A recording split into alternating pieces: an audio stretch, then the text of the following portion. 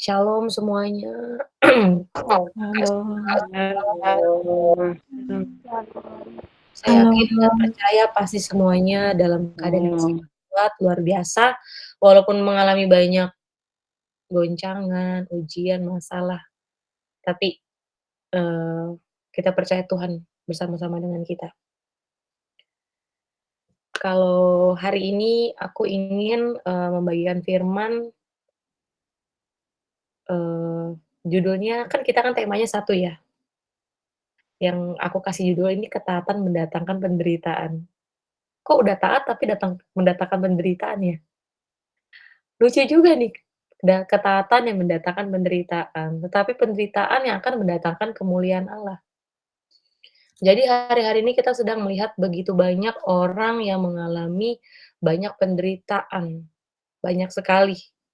Krisis ekonomi, orang sampai nggak makan, orang sampai nggak bisa bayar listrik, kita lihat di, apa namanya, di berita ya, sampai berbulan-bulan, sampai nggak makan, terus mereka meninggal di dalam rumah, saking nggak punya uang, saking nggak punya makanan, mereka mereka mengalami krisis ekonomi. Terus bencana bencana apa lagi yang sedang kita alami? Sakit penyakit, terus, bencana alam, musibah, dan Covid yang sedang, gencar-gencarnya hari-hari ini Covid sedang naik lagi ya.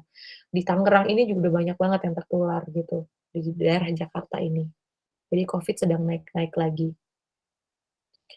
Terus, sempat bertanya-tanya kan kalau kita lagi mengalami masalah dan ujian kita bertanya-tanya, "Tuhan kenapa ya diizinkan semua ini terjadi?" Gitu. Apa karena dosa? Apa karena Tuhan ingin menguji iman kita? Apa karena, apa? Kenapa semua ini boleh diizinkan Tuhan terjadi dalam kehidupan kita masing-masing pribadi? Pasti kan pernah bertanya sama Tuhan, "Oh karena ini karena ini karena ini." Tuhan menjawab menjawabnya kepada kita, gitu. Dan itu juga yang sedang saya pertanyakan kepada Tuhan gitu ya. Melalui aku juga lagi ngalamin ujian, krisis ekonomi, aku sedang bertanya kepada Tuhan, apakah ini diizinkan terjadi karena dosa-dosaku Tuhan, atau memang karena Tuhan ingin memurnikan hidupku, gitu. Dan ternyata, aku berdoa-berdoa ya, Tuhan izinkan semua terjadi karena Tuhan mau memurnikan hidupku gitu. Dia mau melihat, ketulusan hatiku gitu kan. Jadi kadang-kadang nggak semua ujian itu datangnya karena dosa. Banyak kali memang Tuhan izinkan terjadi untuk memurnikan hidup kita untuk menjadi pribadi yang lebih baik lagi, lebih setia kepada Tuhan. Dalam setiap penderitaan yang dialami oleh orang-orang percaya, secara roh kita sedang berperang melawan setiap roh-roh kegelapan dalam bentuk ketakutan. Hari-hari ini orang banyak takut, takut nggak makan, takut nggak bisa kerja, takut nggak bisa biayain anak-anak sekolah, takut dan itu yang belakangan nih udah berapa bulan yang lalu yang aku alami, aku takut bagaimana nanti ke depannya bagaimana, aku takut begini, aku takut begitu, terus khawatir, khawatir gimana ya nanti ya, kalau ini pemasukannya nggak kayak aku dulu gimana ya, kalau ada potongan pemasukan gimana, kekhawatiran, kecemasan, kemarahan. Hari-hari ini kita dilanda dengan kemarahan, dan kita nggak tahu nih kita harus bagaimana nih, dan untuk tahu kehendak Bapa dalam hidup kita apa yang harus kita perbuat, atau mengapa penderitaan yang terjadi. Nah, kita harus minta petunjuk petunjuk Tuhan, jalan untuk keluar daripada, kesesakan ini.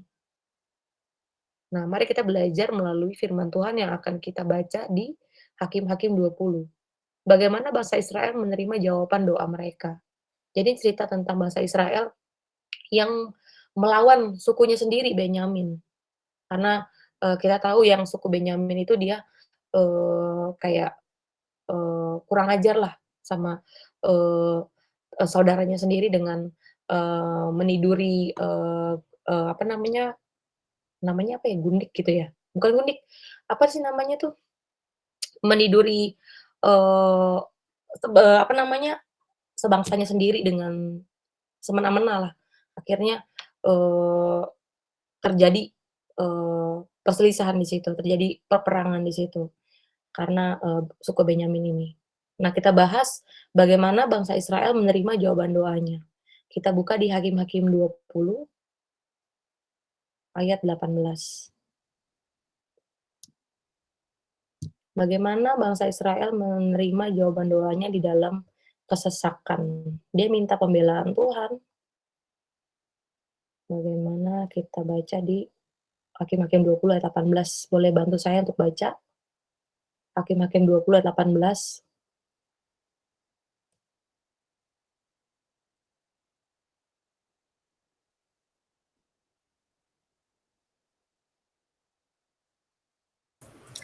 Hakim-Hakim 20. Hakim-Hakim 20.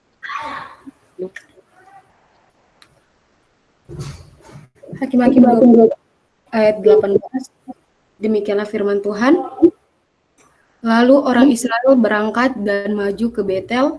Di sana mereka bertanya kepada Allah, siapakah dari kami yang lebih dahulu maju berperang melawan Bani Benyamin? Jawab Tuhan, suku Yehuda lah lebih dahulu. Nah, yang pertama, apa yang dilakukan sama bangsa Israel waktu mereka minta pembelaan Tuhan? Mereka menjadikan Tuhan nomor satu dengan cirinya adalah menjadikan Tuhan, menjadikan Tuhan nomor satu dengan cara bertanya kepada Tuhan. Kadang-kadang kita mendapat masalah, yang kita tanya itu bukan Tuhan, yang kita tanya temen, yang kita tanya, ya pokoknya selain Tuhan lah. Mungkin diri kita sendiri, keputusan diri kita sendiri yang kita lakukan. Kita nggak bertanya sama Tuhan. Nah, ciri utama buat saya ya, ciri utama waktu kita menjadikan Tuhan nomor satu, kita tuh selalu bertanya sama Tuhan, Tuhan, bener nggak ini dari Tuhan? Tuhan, aku harus kemana nih? Ke kanan atau ke kiri? Jadi selalu bertanya sama Tuhan. Artinya itu kita menomorsatukan Tuhan dalam kehidupan kita. Menjadikan Tuhan terutama dalam kehidupan kita. Itu selalu bertanya kepada Tuhan. Nah, waktu kita sudah bertanya, kita sudah dikasih tahu nih sama Tuhan. Di Hakim-Hakim 20 ini kan bangsa Israel tanya, lalu orang Israel berangkat dan maju ke Betel. Di sana mereka bertanya kepada Allah, siapakah dari kami yang lebih dahulu maju berperang melawan Bani Benyamin? Kata bangsa Israel. Tuhan bilang, suku Yehuda lah. Artinya kan Tuhan udah jawab, udah suku Yehuda aja yang maju, katanya Tuhan. Otomatis kalau udah Tuhan suruh pasti kita menang. Karena Tuhan yang suruh, kita nanya Tuhan, Tuhan jawab. Itu kan keinginan kita nih. Kita baca lagi di ayat 21-nya. Di Hakim-Hakim 20 ayat 21. Saya yang baca ya. Juga Bani Benyamin maju menyerang dari Gibea dan menggugurkan ke bumi 22.000 orang dari antara orang Israel pada hari itu. Justru malah kalah. Kok malah kalah sih? Tuhan udah suruh kita. Tapi kok malah kita kalah ya? Kita bertanya-tanya gitu loh. Tuhan, aku udah taat dengerin firman-Mu. Aku udah taat yang Tuhan suruh. Tuhan suruh aku pindah ke gereja lain, aku udah taat Tuhan. Tapi kok kayak gak ada jawaban ya? Aku ngerasa kayak kerohanianku malah makin mundur. Gitu kan. Kok begini sih Tuhan?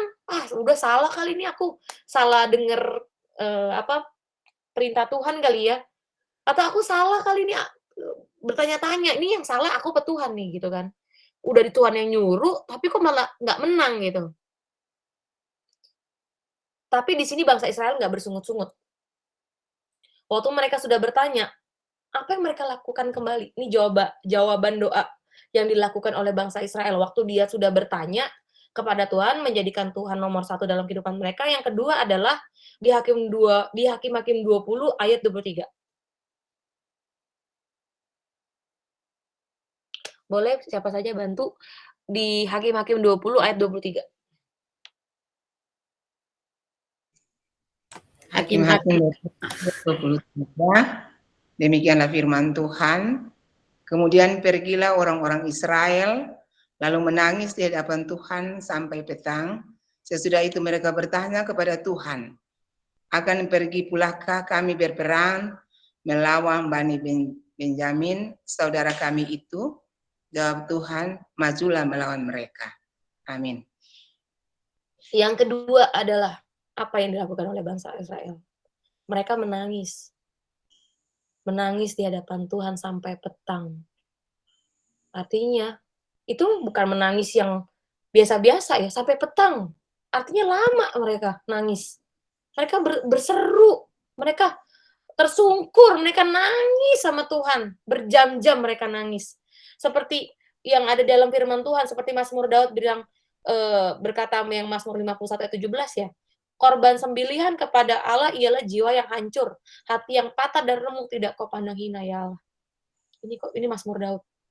Jadi benar-benar mereka hancur hati, mereka minta pertolongan Tuhan.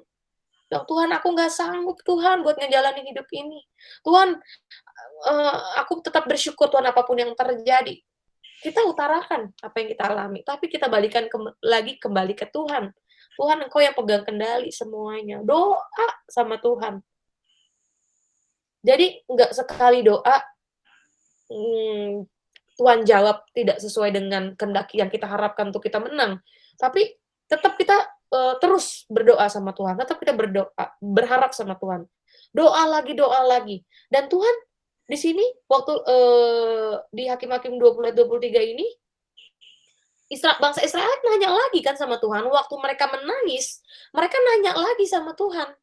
Mereka nggak jemu-jemu, mereka nggak berhenti, nggak bosen buat nanya sama Tuhan. Walaupun awalnya udah tanya, dikasih tunjuk, terus kalah. Dia nanya lagi.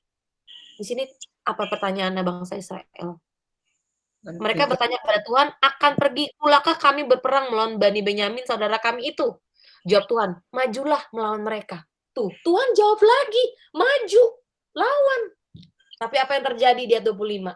Di Hakim-Hakim 20 ayat 25. Maka pada hari kedua itu majulah suku Benyamin dari Gebea, menyerbu mereka dan digugurkannya pula ke bumi 18.000 orang di antara orang-orang Israel. Semua orang-orang yang bersenjatakan pedang. Kalah lagi. Udah nanya 2 kali, Tuhan udah jawab, udah nangis, udah datang dengan hati yang hancur. Kalah lagi. Tuhan, kok kalah lagi sih? Wah, ini benar-benar ya, ini sebenarnya firman ini yang aku lagi alami gitu. Aku udah ngelakuin kehendak Tuhan loh. Ini kan tadi kita kan baca judulnya kan ketaatan yang mendatangkan penderitaan. Kita udah taat, tapi kok kita menderita ya? Kita udah taat melakukan kehendak Tuhan yang Tuhan suruh, tapi kenapa kita tetap menderita? Tapi di sini luar biasa bangsa Israel. Biasanya bangsa Israel kan tegak-teguk ya. Enggak, di sini mereka enggak bersungut-sungut. Mereka, apa yang mereka lakukan? Jawaban doa mereka, Tuhan jawab di poin yang ketiga. Apa yang mereka lakukan di Hakim-Hakim 20, di ayat 26. Dan 28. 26 dan 28. Hakim-Hakim 20 ayat 26 dan 28. Kemudian pergilah semua orang Israel, yakni seluruh bangsa itu, lalu sampai di Betel. Di sana mereka tinggal menangis di hadapan Tuhan, berpuasa sampai senja pada hari itu, dan mempersembahkan korban bakaran dan korban keselamatan di hadapan Tuhan. Ayat 28. Dan Pinehas bin Eleazar bin Harun menjadi imam Allah pada waktu itu.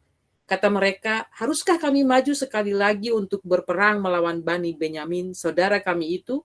Atau haruskah kami hentikan itu? Jawab Tuhan, majulah.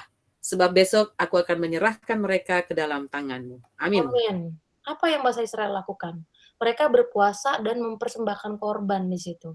Di ayat 26-nya. Mereka menangis lagi, Jadi tidak bosan untuk bertanya kepada Tuhan. Jadi yang ketiga kalinya mereka tetap bertanya kepada Tuhan. Sudah bertanya dan melakukan apa yang Tuhan suruh, justru mengalami kekalahan. Sudah menangis, berseru, dan bertanya kembali dan melakukan kehendaknya Tuhan, tetap kalah. Terus jangan menyerah, lakukan lebih giat lagi sampai Tuhan jawab doa kita. Bukan hanya bertanya, menangis, tetapi juga berpuasa. Tanda bahwa kita menanggalkan segala bentuk kedagingan kita. Kita kan kalau puasa harus menjaga benar-benar hidup kita. Menjaga apa yang kita lihat, menjaga apa yang kita perkatakan. Benar-benar kita harus menjaga itu. Jadi menanggalkan setiap kedagingan kita berpuasa. Lebih merendahkan diri lagi, lebih merendahkan hati lagi. Mempersembahkan waktu kita, tenaga kita seperti yang sudah kita dengar dari Karnali dan semuanya. Waktu kita sedang mengalami penderitaan, kita masih tetap bisa melayani Tuhan. Kita bisa melayani jiwa-jiwa. Kita masih bisa berdoa buat jiwa-jiwa yang lain. Atau mengorbankan waktu kita. mengorbankan perasaan kita juga. Kita doain orang itu diberkati, sedangkan kita juga sedang mengalami krisis ekonomi. Itu kan mengorbankan perasaan juga. Jadi, tetap kita melayani Tuhan. Waktu kita dalam mengalami penderitaan itu, justru kita lebih giat lagi, lebih gencar lagi cari Tuhan. Dan waktu kita tetap melakukan itu, kita nanya sama Tuhan, Tuhan jawab di ayat ke-28, "Nah majulah sebab besok aku akan menyerahkan mereka ke dalam tanganmu." Bangsa Israel nggak mikir negatif, "Ah, ntar kalah lagi nih Tuhan." Enggak. Mereka tetap percaya sama Tuhan. Dan mereka maju di situ. Tuhan kan bilang di ayat 28-nya, tuh,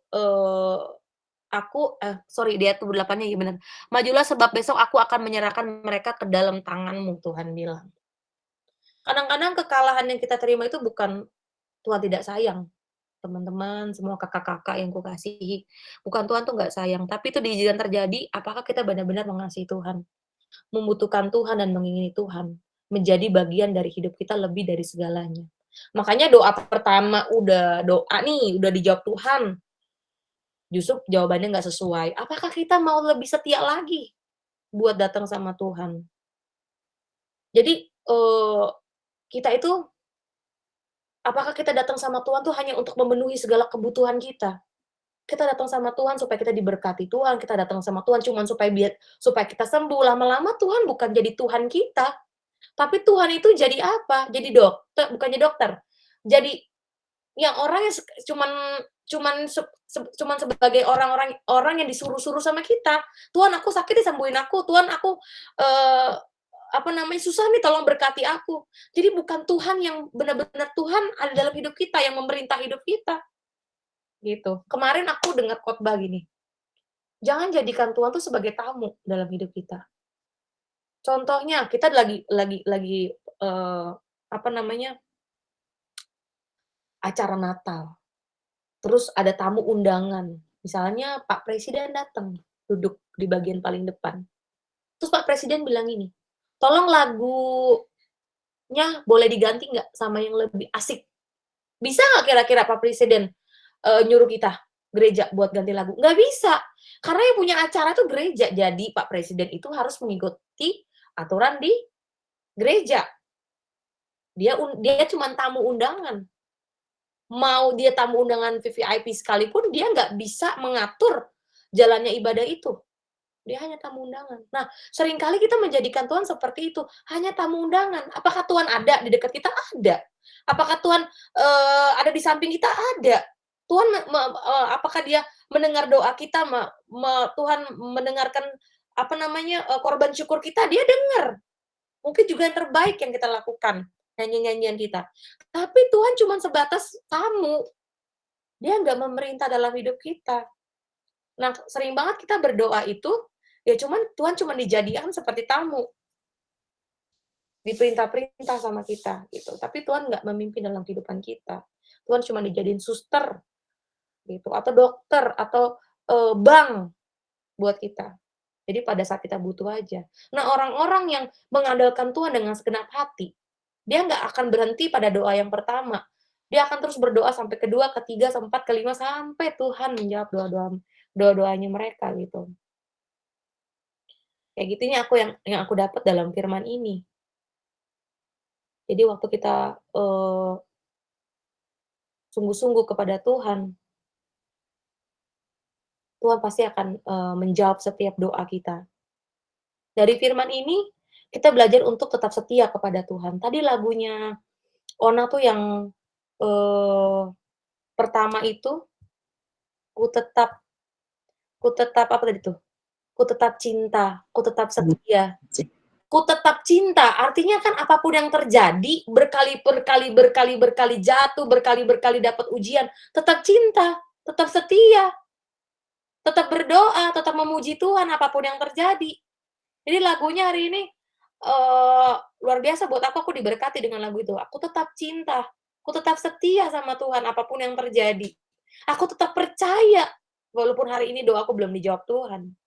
Gitu. Jadi doa satu kali tidak dijawab atau tidak sesuai dengan harapan, jangan kita mudah menghakimi dan kecewa. Padahal kita butuh 2, 3 langkah lagi, kita udah mendapatkan kemenangan. Yang dibutuhkan adalah kesetiaan dan ketaatan kita untuk tetap percaya kepada Tuhan dan melakukan bagian kita. Nah, seperti firman Tuhan yang kita sering banget baca di Matius 7 ayat 7-8, mintalah maka akan diberikan kepadamu, carilah maka kamu akan mendapat, ketoklah maka pintu akan dibukakan bagimu. Karena setiap orang yang meminta menerima, dan setiap orang yang mencari mendapat, dan setiap orang yang mengetuk baginya pintu akan dibukakan. Ini nggak langsung minta langsung dapat loh. Dia harus minta dulu, harus cari dulu, dan harus ketok. Jadi ada 3 tahapan juga. Meminta, mencari, dan mengetuk. Meminta tahap pertama kita bertanya kepada Tuhan. Tuhan, apa yang harus kita lakukan untuk melakukan kehendak-Mu? Untuk pelayanan kita, untuk usaha kita, untuk rumah tangga kita. Kita bilang, Tuhan berkati aku Tuhan. Tapi kita cuma santai-santai aja. Kalau kita tanya, Tuhan berkati aku Tuhan, apa yang harus aku lakukan? Tuhan bilang apa? Ya kerja. Gitu kan. Kan banyak kan kita berdoa, Tuhan berkati aku Tuhan, tapi kita nggak mau kerja. Bilang, Tuhan berkati aku Tuhan, apa yang harus aku lakukan? Ya kerja lebih giat. Kalau Tuhan bisa kasih tahu, kamu harus kerja dengan cara seperti ini. Tuhan kasih tahu. Jadi yang pertama itu kan tadi kan meminta kepada Tuhan. Bagaimana? Apa yang harus dilakukan? Apa kehendak Tuhan? Kita minta sama Tuhan. Terus yang kedua mencari. Artinya kita harus datang lebih giat lagi. Nggak cuma minta, harus datang sama Tuhan lebih giat lagi. Atas pergumulan dan doa-doa kita, dengan tidak jemu-jemu kita cari dia siang dan malam. Karena kan bangsa Israel itu kan doa sampai petang. Doa sampai senja. Tadi tuh dibilang di situ. Jadi benar-benar mereka cari Tuhan gitu loh. Saat teduh kita bagaimana, gereja kita, komunitas sel kita gimana. Di sana Tuhan akan banyak bicara.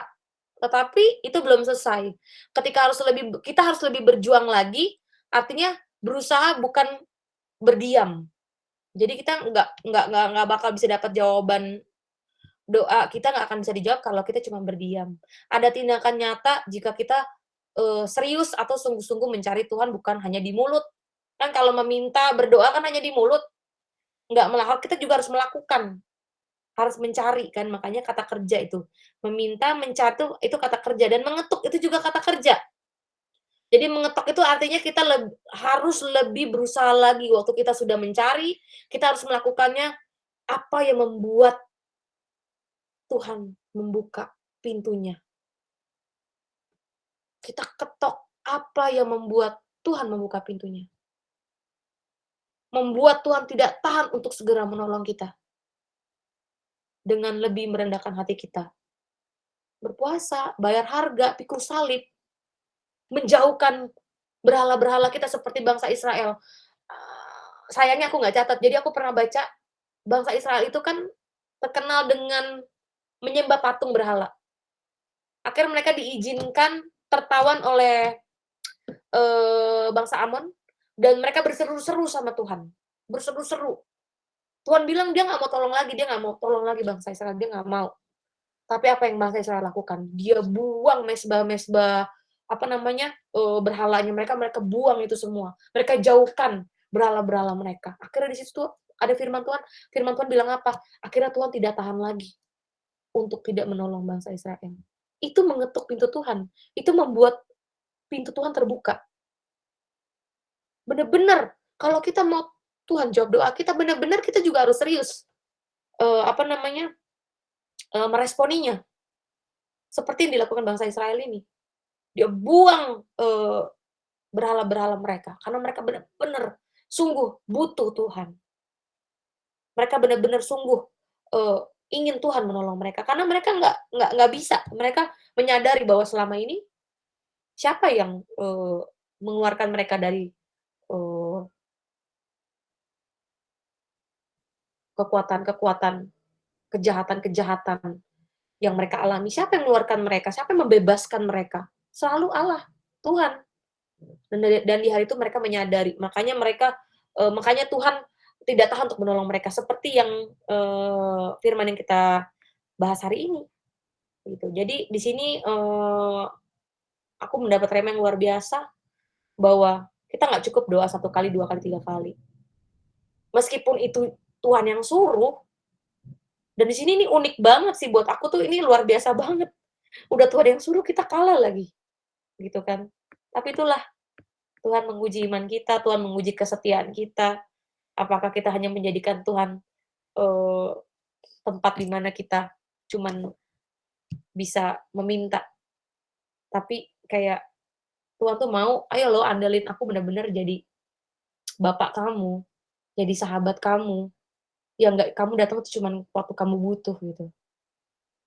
Makanya, sampai 2, 3 kali kita belum dijawab doanya, kita tetap setia sama Tuhan. Karena Tuhan tahu yang terbaik, dan pencobaan yang kita alami hari ini nggak akan pernah melebihi kekuatan kita, dan kalaupun itu diizinkan terjadi, itu semua karena Tuhan sayang sama kita. Supaya kita lebih lagi di dalam Tuhan, lebih setia, lebih taat, lebih lagi menyembah Dia, memuji Dia dan mengandalkan Tuhan, nomor 1 dalam kehidupan kita.